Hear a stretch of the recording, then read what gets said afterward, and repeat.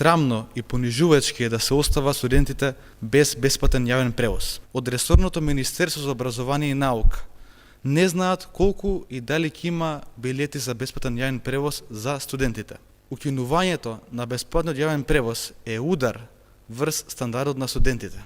Кога може да ги зголемувате непотребните трошоци за мебел и услуги, стоки во новата година, зашто тогаш ние младите сме помалку важни од тоа, од купувањето на нови автомобили, мебел и останати непродуктивни трошоци.